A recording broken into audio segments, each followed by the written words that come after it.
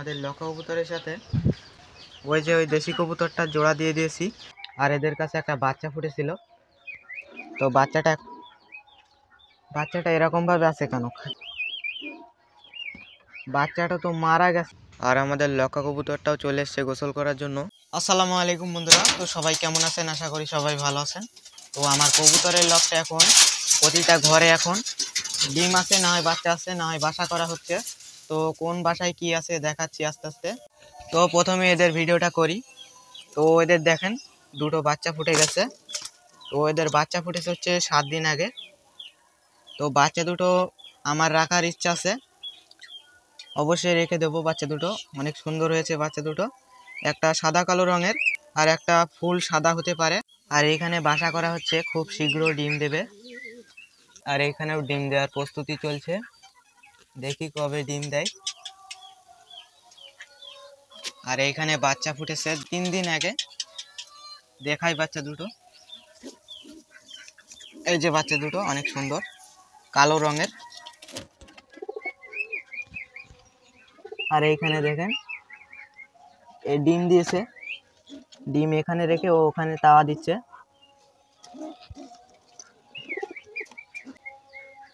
এই আজকে আর একটা ডিম দিবে। আর এদের কাছে একটা বাচ্চা ফুটেছিল। তো বাচ্চাটা এরকম ভাবে আছে কেন? বাচ্চাটা তো মারা গেছে। তো বাচ্চাটা মারা গেছে, বেশিক্ষণ লফটে রাখা উচিত না। তো এরা একবার ডিম দিয়েছিল, আবারও ডিম দিয়েছে। তো ডিমটা দেখাচ্ছি, আজকে আবারও একটা ডিম দেবে। কি ডিমটা তো এখনই দিয়ে দিয়েছে। তো আমার কবুতরগুলোকে অনেকদিন ধরে গোসল করানো হয় না, আজকে গোসল করাবো। ঠান্ডার জন্য আর কি এতদিন গোসল করাতাম না, আজকে গোসল করাবো।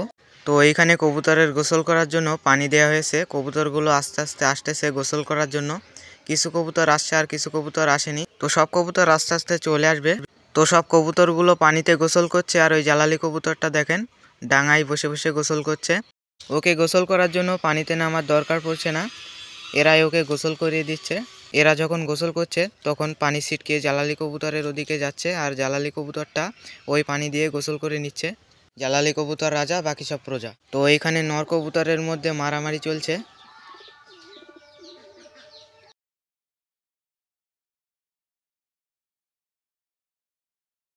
তো আজকে কবুতরগুলো একটু বেশি সময় ধরে গোসল করছে। অনেক দিন পরে পানি দিয়েছি গোসল করার জন্য, সেই জন্য আজকে একটু বেশি গোসল করছে। তো অনেকক্ষণ পর কিছু কবুতর উঠে গেছে পানি থেকে, আর কিছু কবুতর আসছে গোসল করার জন্য। তো এখন অনেক কবুতরের গোসল করা হয়ে গেছে, আর কিছু কবুতর এখনো গোসল করছে। আর আমাদের লক্ষা কবুতরটাও চলে এসছে গোসল করার জন্য। আরও একটা কবুতর চলে আসছে, দেখেন এটা হচ্ছে আমাদের সেকেন্ড নর কবুতরের মাদি। তো আমাদের লক্ষা কবুতরটা জালালি কবুতরের মতো ডাঙায় বসে বসে গোসল করছে। তো এই যে এবারে আমাদের লক্ষা কবুতরটা পানিতে নেমেছে। দেখেন এই ঠান্ডার মধ্যে ওরা কতক্ষণ ধরে গোসল করছে। অনেক দিন পরে পানি দিয়েছি গোসল করার জন্য, সেই জন্য এত গোসল করছে। দেখেন এতক্ষণ পরে সবার গোসল করা হলো। ওই যে কিছু চালের উপরে আছে, আর কিছু এখানে। এগুলো সব এখনই গোসল করে উঠেছে। এগুলো সব গোসল করে এখানে বসে আছে। এগুলোকে তাড়িয়ে দিই, নাহলে কিছুতে ধরে নিতে পারে। তো বন্ধুরা, সব কবুতরগুলোর গোসল করা হয়ে গেছে, পালক শুকানো হয়ে গেছে। তো কবুতরগুলো এখন ঘরে নেই, বাচ্চাগুলো একটু দেখায় আপনাদেরকে।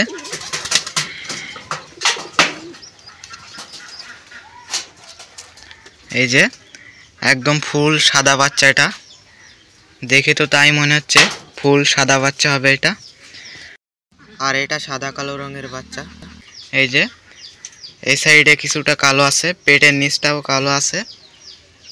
আর এই সাইডে সাদা, পেছন দিকেও সাদা। তো এই বাচ্চা দুটো আমি রেখে দেব। তো লক্ষা কবুতরটা ওখানে বসে আছে। আর এইখানে দেখেন ডিমটা বাইরে, ও তা দিচ্ছে কোথায় দেখেন। তো এইখানে একটা বাসা দিতে হবে, বাসা না দিলে এরকম সমস্যা হবে। তো বন্ধুরা, আমি একটা ভিডিওতে বলেছিলাম যে আমি সুন্দর সুন্দর দেখে কিছু কবুতর আনবো।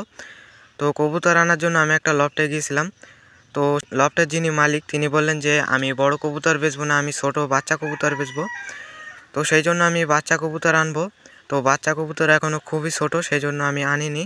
তো বাচ্চা কবুতরগুলো বড় হলে তারপরে আনবো। তো বন্ধুরা, আপনাদের সাথে একটা জিনিস বলা হয়নি, সেটা হচ্ছে আমাদের লক্ষা কবুতরের সাথে ওই যে ওই দেশি কবুতরটা জোড়া দিয়ে দিয়েছি। তো এটা দেখার জন্য যে কিরকম বাচ্চা হয় দেশি কবুতর আর লক্ষা কবুতর জোড়া দিলে, তো দেখা যাক কিরকম বাচ্চা হয়। তো লক্ষা কবুতর আর দেশি কবুতর জোড়া দিলে কিরকম বাচ্চা হতে পারে, আপনারা যদি কেউ জেনে থাকেন অবশ্যই কমেন্ট করে জানাবেন। তো বন্ধুরা আজকের ভিডিওটা এই পর্যন্তই। ভিডিওটা ভালো লাগলে অবশ্যই একটি লাইক করে দেবেন আর চ্যানেলটা সাবস্ক্রাইব করতে পারেন।